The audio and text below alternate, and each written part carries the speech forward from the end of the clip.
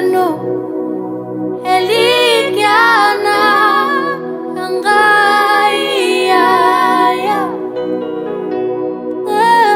Kayo, O Yesu, Gengise, Angaichela, Poete, Akweate, Monguna, Azwa resonte, Na bona fi, Isakombo na yo. Monguna, Azwa resonte, Na bona fi, Isakombo na yo.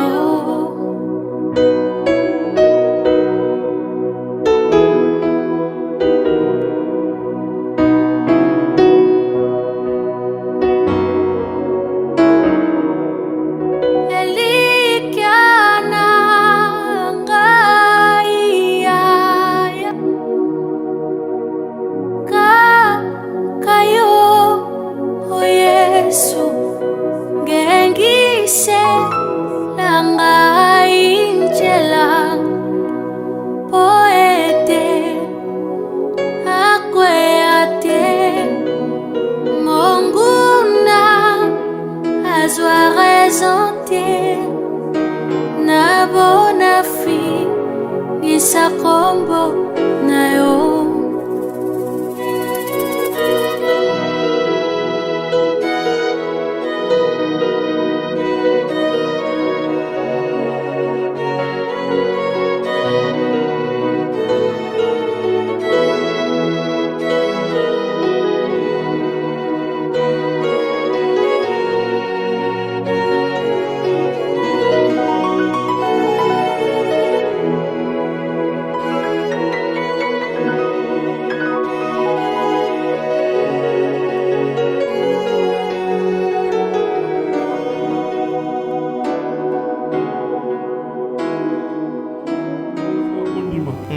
Soki olingi miracle comme la yo. Yeba ko abonder avec les actions de grâce. Yeba ko pesa kama tondi mingi. Ah, obeti maboko boye pona no comprendre te. Sosoli na note. Apprenez à abonder en action de grâce. Yekola ko tondi sa makara ko zongisa kama tondi. Église domesani. Nous sommes habitués à l'église. Prière de foi. Nous sommes à kondima. Bima. Mobali na ngaza la boy. Bima. Yonan. Yonan. Oh chaleur. Lelo bokomona. Boko sentir. Église domesani na makelele. Alobi lelo libondele ezalaki makasi. Mototoki. Osambela kinini. Milimo lelo lo ekimi. Bakimi akangami na yoza na nzoto. Wapi action de grâce. Matondi ezali. Si nous savons que nous sommes en Christ, nous devons apprendre à dire merci à Dieu. Abonder, exceller, augmenter. Je ne parle pas des actions de grâce des enveloppes. Ce n'est pas interdit. Mais les églises sont spécialistes en enveloppe d'action de grâce. Ce n'est pas un mauvais. Mais l'action de grâce, l'action de grâce dans laquelle on nous dit d'abonder, premièrement, c'est de remercier Dieu de tout ce que Dieu a fait pour toi. C'est ça la vraie action de grâce. Deuxièmement, c'est d'exprimer la reconnaissance. Je reconnais que tout ce que j'ai, ce n'est pas moi, c'est Dieu. Mon frère, et cette action de grâce, on ne le fait pas seulement quand on a reçu. Mais quand la Bible dit, croyez que vous l'avez déjà reçu, pour précipiter les choses, il faut déjà dire merci à Dieu.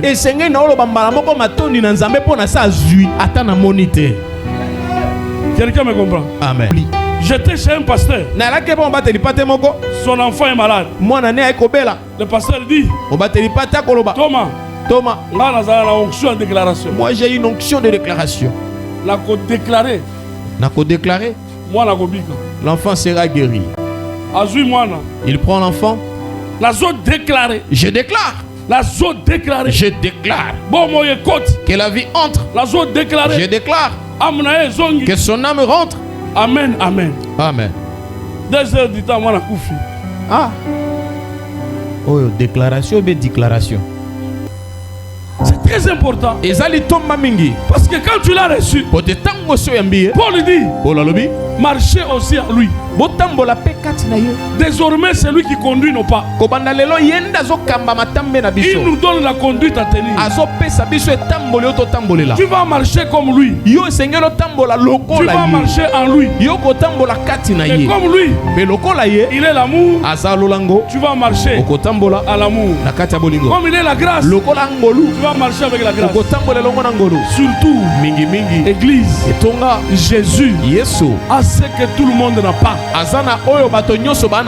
Parce que le diable a aussi tout. Mais il y a quelque chose que le diable n'aura jamais.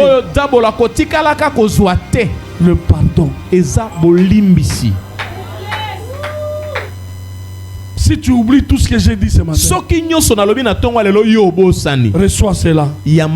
Que si je l'ai reçu, je pardonne mon frère, je pardonne mon père, je pardonne les voisins, je les libère. C'est ça marcher en Christ. Avoir l'esprit du pardon. Quelqu'un me comprend? Amen. Il est à la croix. Mais il dit, pardonne-le. Ils ne savent pas ce qu'ils sont en train de faire. Si quelqu'un te fait du mal, regarde-lui. C'est quelqu'un qui ne connaît rien. Il ne sait pas ce qu'il a fait. Mais toi, il faut savoir pardonner. Je crois que tu allais frapper les mains. J'aimerais que prochainement, si je viens, les pasteurs me disent qu'il y a des gens qui sont rentrés avec les voisins et se sont pardonnés.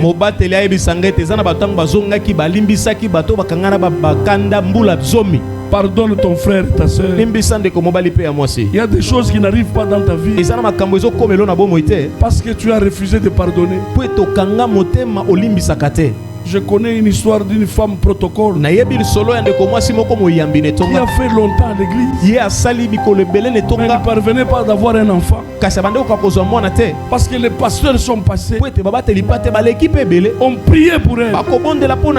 Mais la femme ne voulait pas pardonner sa petite soeur. Parce que sa petite soeur avait volé de l'argent qui l'a empêché d'arriver à l'église. Alors, lokola yo oyibi mbongo kala ke tosambela nzambe te ngana yo kaka liwa na kolimbisaka yo ti petite sœur akei jour moko bakutani na nzela petite sœur apesi mbote abosani lokola alobaki kaka mbote lolemo na ye ebimi otola na ngabe lolemo na ye ekomi molai koleka mbebo parce que alobaki nini ngana yo kaka liwa Dans maloba mususu ko lobaka ngote ti liwa akufi na lolemo mais azoyeba te amonika lolemo ekomi lokola mbwa soki bato baye lokola nyoka abebisi na elo asali 19 ans na église bato basambelaka mpo na ye rien.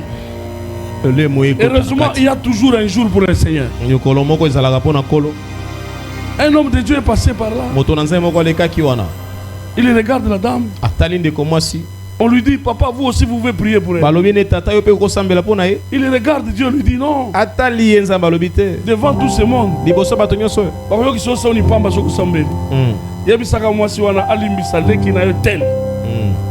Sur place, à l'église. Ce que je vous dis, c'est un événement vrai. Vrai. Et quand on lui dit ça, elle a pleuré. On lui dit seulement, tu acceptes de pardonner Christelle. Elle regarde. Elle dit Christelle m'avait volé l'argent pour aller à l'église. Abi Christelle moyibi aibanga mbongo po akende litonga. Mais église c'est ça yote. Ngana zanga église mukolo. Est-ce que c'est ça yo?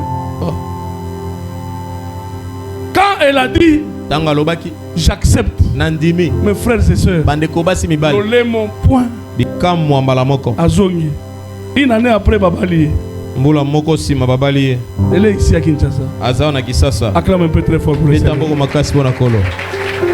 Ça c'est le mystère du pardon. Apprenez à pardonner les uns et les autres. Le Seigneur va vous élever. C'est lui qui sait pardonner. Est plus grand que celui qui l'a pardonné. Nakangi parenthèse. Marchez en lui. Maintenant je commence ce que Paul nous dit. Paul commence au verset 5. Il dit, étant enraciné en lui, fondé en lui, affermi par la foi, abondé en action de grâce. Je vais parler vite pour que tu me comprennes. Ce que Paul veut dire, ce sont les grandes clés. Être enraciné en Jésus, fondé en Jésus, affermi dans la foi, en suivant les instructions qu'on vous a données par les apôtres, mais aussi en abondant avec les actions de grâce.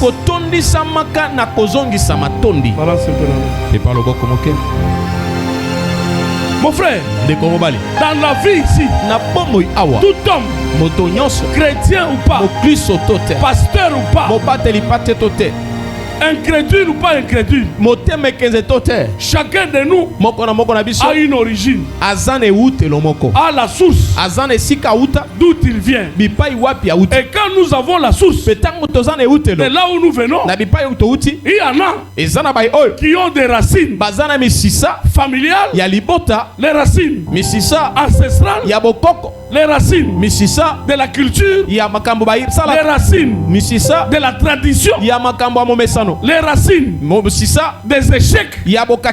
Pourquoi? Parce que chacun de nous est comparable à un arbre. Et quand tu es un arbre, pour qu'un arbre soit solide, un arbre puisse résister, il doit avoir des racines. Et ces racines doivent aller en profondeur. Voilà pourquoi Paul dit, chacun de nous, pour réussir dans la vie, vous devez être enraciné. Tu dois faire sortir les racines. Et ces racines doivent être allées plus loin. C'est pour ta stabilité. Or, nous avons les racines qui sont basées sur le sol. Et c'est quel sol? Souvent, nous avons le sol de nos familles. Dans nos familles, il y a trop de problèmes. Il y a trop de sorcellerie. Il y a trop de coutumes. Et nous avons nos racines trempées dans ce sol-là. Mais Paul dit ceci: soyez enracinés en Christ. Pourquoi? Vous ne pouvez pas être enraciné dans un ancien sol.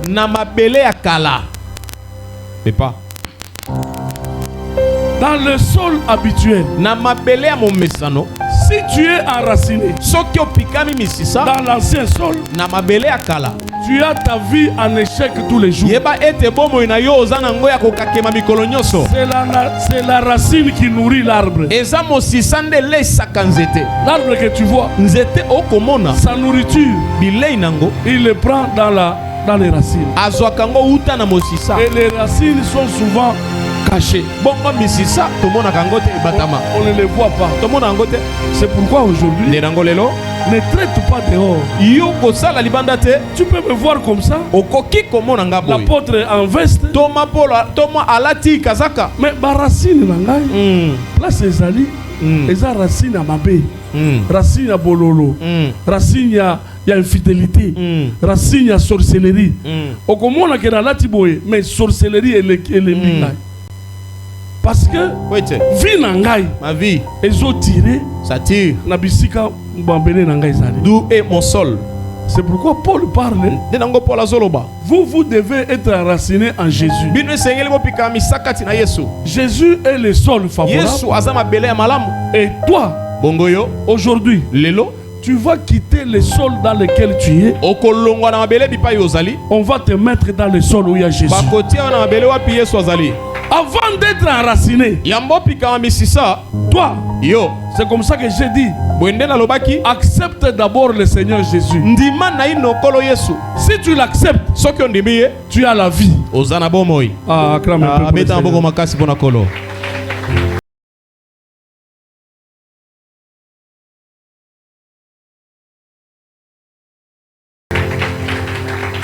Jean chapitre 3, le verset 16, 15, 16, 17, la Bible dit ceci.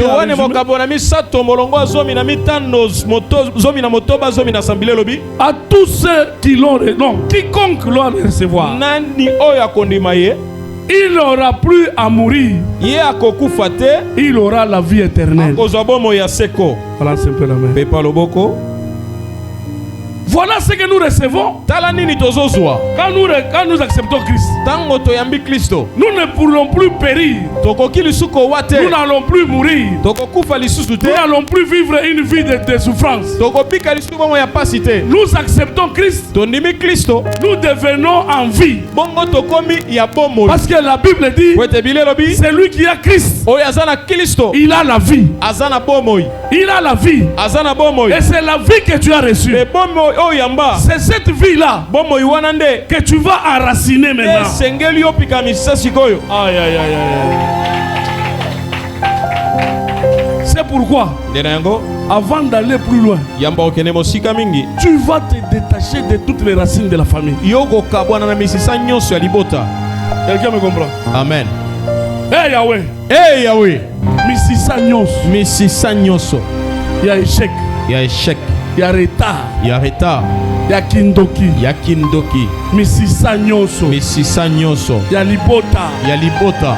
Oye créa kanga ba freinage. Oye créa langa ba freinage. Oye zo baby sa ilongi nangai. Oye zo baby sa ilongi nangai. Ezo baby sa ba relation. Ezo baby sa ba relation. Lelo.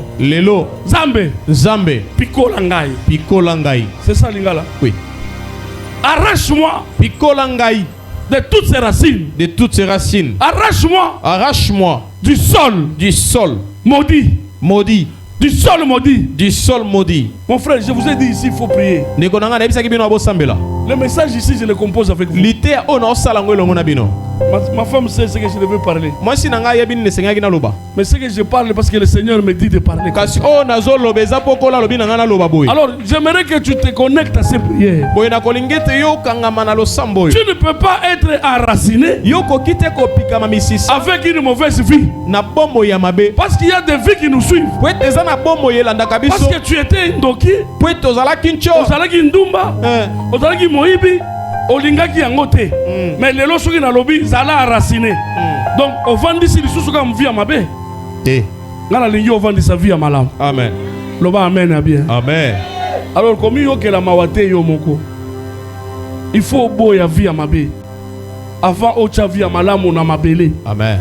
Avant misisa na yo ebota. Amen. Loba lisusu après ngai. Hey Yahweh. Hey Yahweh. Vi na ngai nyonso. Vi na ngai nyonso. Ya mabe. Ya mabe. Lelo.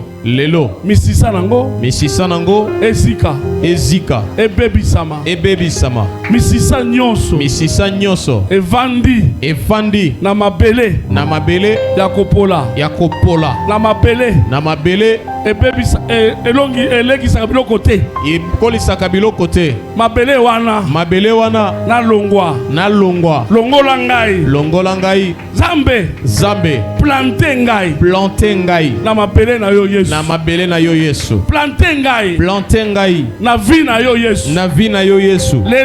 Lelo. Bomo inangai. Bomo inangai. Ekokanite. Ekokanite. Na ba oyo bayebi yo. Na ba oyo bayebi yo. C'est pourquoi. C'est pourquoi. Longola ngai. Longola ngai. Na mulongo. Na molongo. Ya bato apasi. Ya bato apasi. Na mulongo. Na molongo. Ya bato baza modi. Ya bato baza modi. Longola vie na ngai kuna. Longola vie na ngai kuna. Pikola ngai. Pikola ngai. Kokata ngai te. Kokata ngai te. Longola ngai. Longola ngai. Vie na ngai mobimba. Vie na ngai mobimba. Elongwa. Elongwa. Evanda. Efanda. Na mabele. Na mabele. Oyo na kobika. Oyo na kobika. Oyo na korespire. Oyo na korespire. Oyo na kozwa bomoi. Oyo na kozwa bomoi. Na kombo na Yesu. Na kombo na Yesu. Acclame un peu pour le Seigneur. Beta pona maboko pona Yesu. Mon frère, c'est ce que nous devons faire. Enraciné en Christ. C'est être dans la vie de Jésus. Si tu acceptes Jésus, tu dois accepter maintenant que tu vis en lui et que tu portes les racines, tu vis là-bas, tu restes.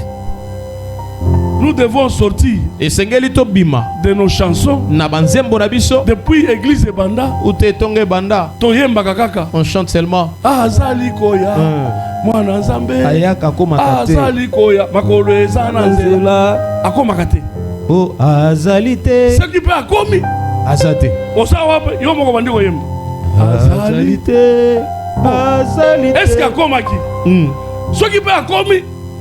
Muke akei. Oh. Zambe na bomoy. Lo bana ntongo. Ya turoyo. Ya turoyo. Ya mbaloyo. Ya mbaloyo. Zambe. Zambe. Umela. Umela. Ngaipe. Ngaipe. Na umela. Na umela. Na kombo na Yesu. Na kombo na Yesu. Amen. Amen. Il faut umela. Ozozwa eloko ezo umela te. Ya turoyo. Ya mbaloyo. E umela. Lipamboli okozwa ya mbaloyo. E umela. Misala okozwa ya mbaloyo. E umela e. Relation okozwa ya mbaloyo. E umela. Oh. Ah. Likambo nini? Kitu gani? Chingani. Likambo nini? Chingani. Différence ezate entre biso na bayo bayebi Nzambe te. Alors que Nzambe alobaki cette fois-ci différence ekozala. Mbaloyo la différence. De ceux qui ne me servent pas. Il y a bango et comme le gars comme si il y a bango des airs malamu ya biso des airs chinois. Ba changer destinée. Ata yo moko. Yango moni siko na église. Ba mona mwana na Nzambe asombi atakar. Soki ya umele lobi. Asimbi. Oye, euti pour Poutine. Asimbi. Je suis venu dire à quelqu'un. Biso pelelo. Tozo simba. Amen. Biso tozo simba. Toko simba. Ba mona ke biso beto to simba.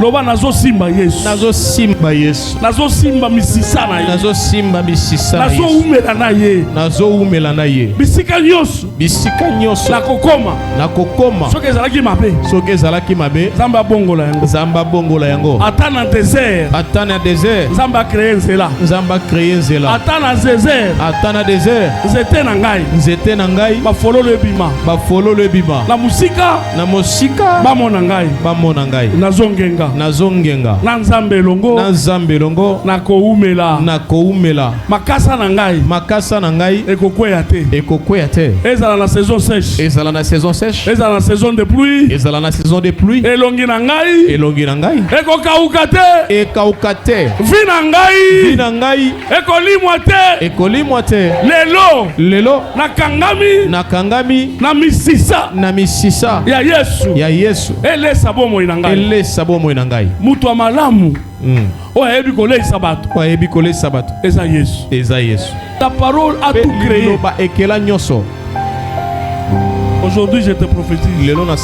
Ce qui manque dans ta vie, la parole va créer.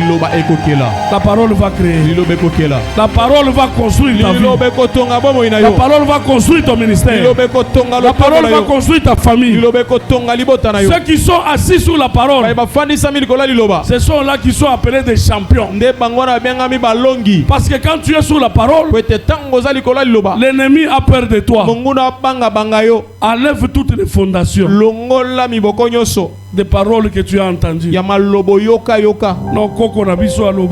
Notre grand-père a dit, Nous tels que nous sommes là, si nous arrivons au mois de juin, nous tous on se lave pas. Et vous comptez sur ça. À partir de l'élo, c'est fini. C'est fini. Natiki yango. Natiki yango. Na vandi civi nangai. Na vandi civi nangai. Nikolo ali lobanza. Nikolo ali lobansambe. Tu es assis sur quoi? Yo fandi sami likolo nini? Tu es assis sur quoi? Yo fandi sami likolo nini? Sur les promesses des humains. Likola bilaka ya bato. L'espoir fait vivre. Et laka esala kamoto bika. Est-ce qu'il y a solo? Ah. La vie d'un chrétien ne peut pas vivre sur l'espoir. Mais la vie d'un chrétien est basée sur l'espérance. L'espérance, c'est la parole de Dieu qui fait qu'aujourd'hui, je ne vois rien, mais j'ai déjà la chose. Mais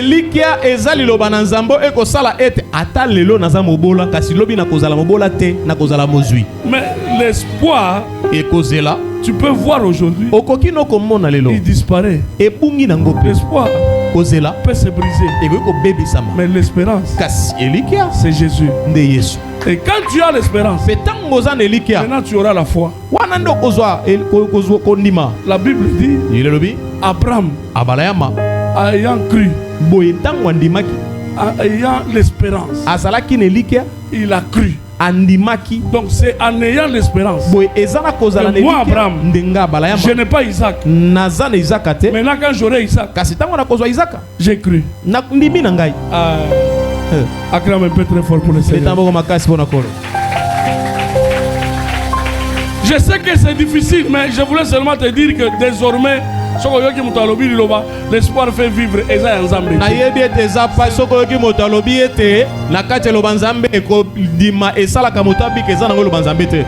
même pas versé biblique. Dans l'Ecclésiaste, l'Ecclésiaste va le dire, l'homme vit de l'espérance. Acclame un peu très fort pour le Seigneur.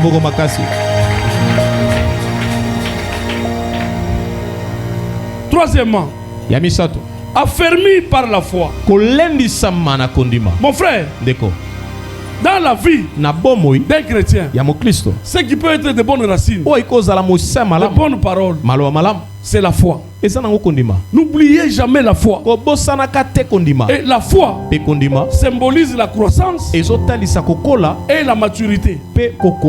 Celui qui a la foi, c'est celui-là qui a grandi. Et quand quelqu'un a la foi, on ne peut pas le malmener partout. On ne peut pas le tromper. Parce que la Bible nous dit aussi les prophéties, les paroles de connaissance, les parler en langue, les onctions, toutes ces choses-là passeront. Mais seules trois choses ne passeront jamais: l'amour, l'espérance et la foi. Acclame un peu pour le Seigneur. Donc ne vous accrochez pas à l'onction par ce temps qui court. Ce que je vois sur la ville, ce que je vois tous les pasteurs qui ont cru avant nous, nous on croyait qu'ils ont la foi. Mais aujourd'hui ce qu'on constate, ce sont des hommes et des femmes sans foi. Parce qu'ils sont en train d'être ballottés. Le vent sort d'ici, ça les emporte. Je vois des grands pasteurs sur qui la nation comptait.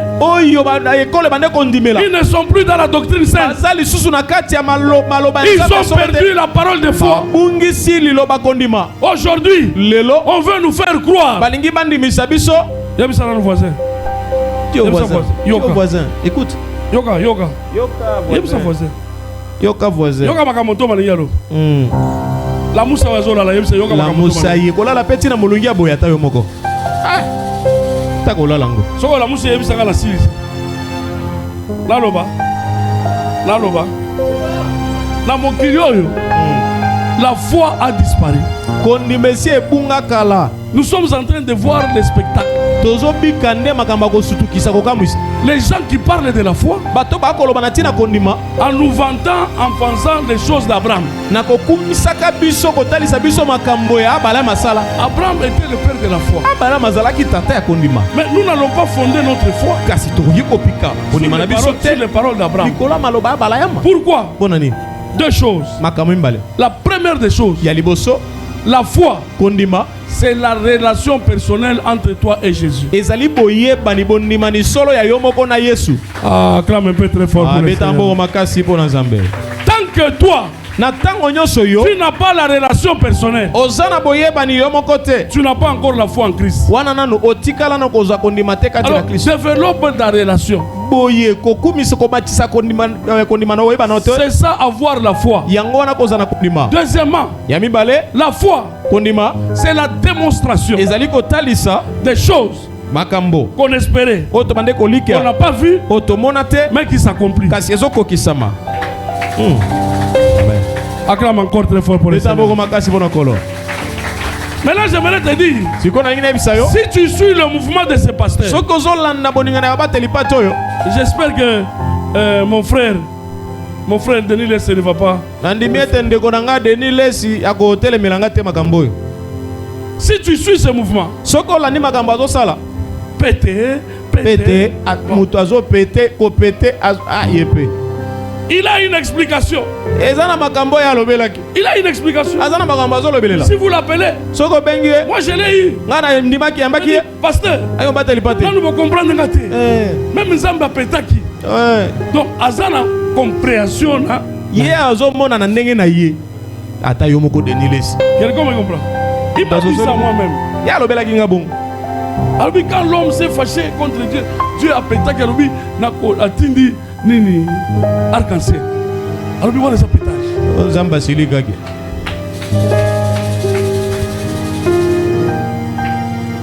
Je parle de lui parce que j'ai parlé avec lui. Mais je vois des pasteurs ici en train de nous prêcher leur chapitre. Ils ne nous prêchent pas Jésus. Ils ont fait des chapitres et des chapitres. Ils sont basés sur des miracles.